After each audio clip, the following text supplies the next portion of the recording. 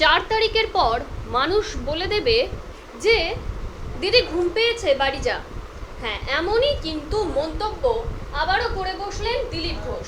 দিলীপ ঘোষ, যিনি কিনা নিজের মন্তব্যের জন্য বারংবার খবরের শিরোনামে আসেন অথবা আসতে হয়তো পছন্দই করেন, সেই দিলীপ ঘোষ বারবার ইলেকশন কমিশনের ধমকি থেকে শুরু করে দলের বকুনি, কোনো কিছুকেই তোয়াক্কা না করে নিজের ইচ্ছে মতন, নিজের ইচ্ছে অনুযায়ী যা যা বলার সব কথা সব সাহসে সাংবাদিকদের মুখোমুখি হয়ে বলে থাকেন।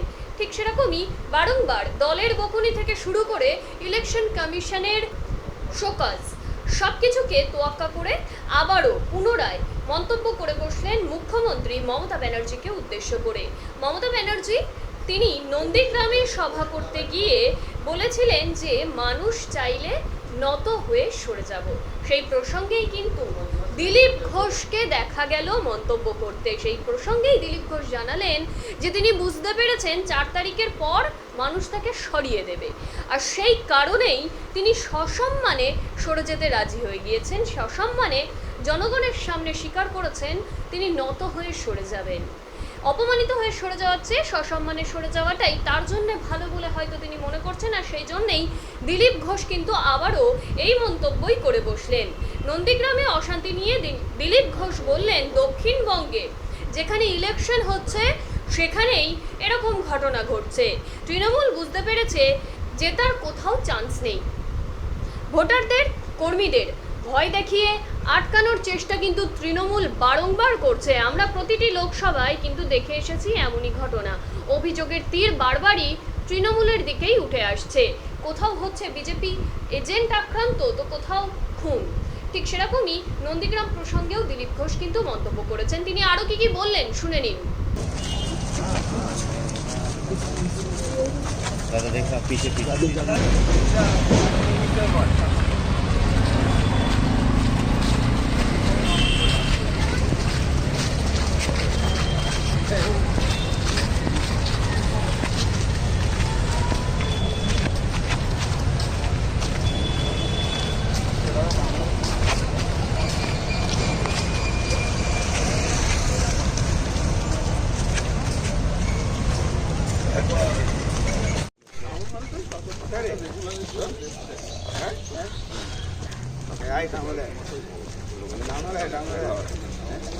অনেক লোকও থাকে।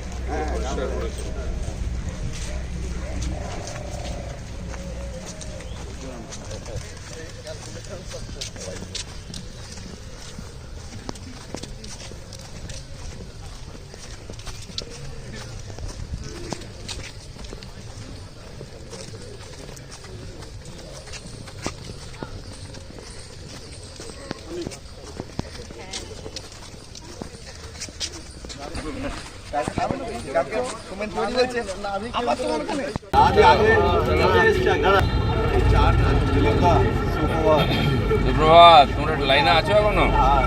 চায়ের ব্যবস্থা করো ভাই। বলছি দাদা, মুখ্যমন্ত্রী প্রকাশ্যে সবাই বলছেন মানুষ চাইলে মাথা নত করে সরে যাবো।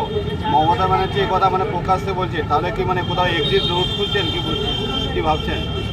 উনি বুঝতে পেরেছেন সরিয়ে দেওয়ার আগে সসম্মানে সরে যাওয়া ভালো। আর এটা 4 তারিখের পরে মানুষ কিন্তু বলে দেবে যে দিদি ঘুম পেয়েছে বাড়ি যাও। নন্দীগ্রাম তো এখনো চলছে। ইলেকশন যেখানে যেখানে হচ্ছে দক্ষিণ বাংলায় সব জায়গায় গণ্ডগোল করার চেষ্টা হচ্ছে, কারণ টিএমসি জেতার কোথাও চান্স নেই।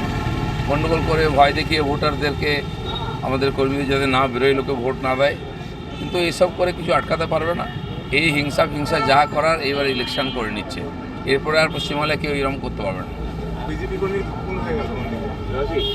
খুন খারাপ কিন্তু চলতেই থাকে। এই প্রথম বোধহয় খুন হলো এবারে ইলেকশনকে কেন্দ্র করে খুন খারাপি হয়নি, শান্তি ছিল। ইলেকশনের আগে ওরা খুন করেছে।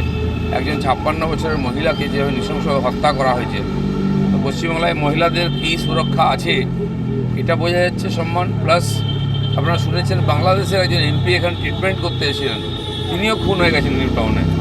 তো পশ্চিমবাংলায় কার সুরক্ষা আছে? দেশি বিদেশি, স্ত্রী পুরুষ, গরিব ধনী, শহর গ্রাম, কোথাও সুরক্ষা নেই। সেটা বারবার প্রমাণ হয়ে যাচ্ছে। সাধারণ মানুষ এটা বিচার করুক। ইলেকশন কমিশনের সক্রিয়তা সেটা কি কম আছে, কাজ হলে চলে যাবে। না, ইলেকশন কমিশনের সক্রিয়তা আছে বলে প্রত্যেকটি মানুষ ভোট দিয়েছে, কেউ বলতে পারেনি আমাকে ভোট দিতে দেয়নি।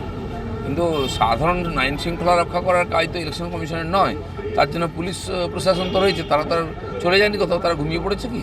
এটা তাদের কাজ, এর আগেও ছিল, পরেও থাকবে। তো সেটা হচ্ছে না মানে ইচ্ছাকৃতভাবে সরকার এটা করাচ্ছে।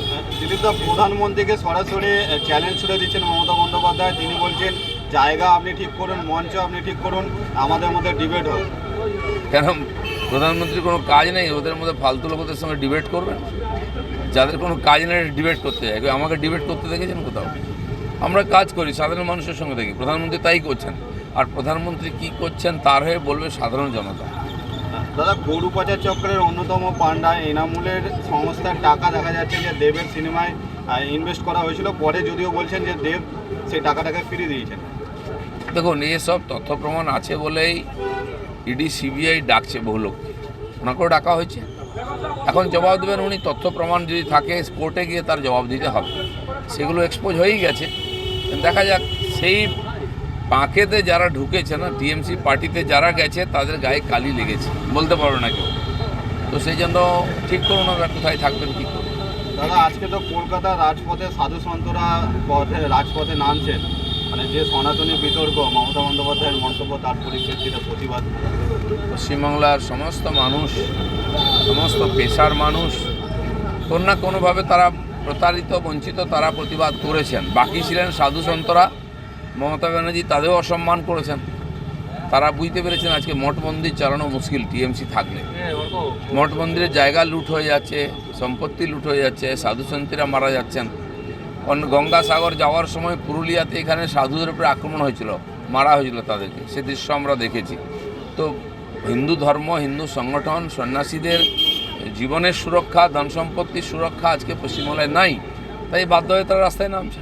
দাদা, ব্যারাকপুরে বিজেপি প্রার্থী অর্জুন সিংকে খুনের হুমকি দেওয়া হচ্ছে, তাকে ফোন করে বলা হচ্ছে যে 29শে মের পর তাকে ভিড়ের মধ্যে মেরে ফেলা হবে, এবং তিনি এটা এক্স হ্যান্ডেলে প্রকাশ করেছেন অডিও সময়।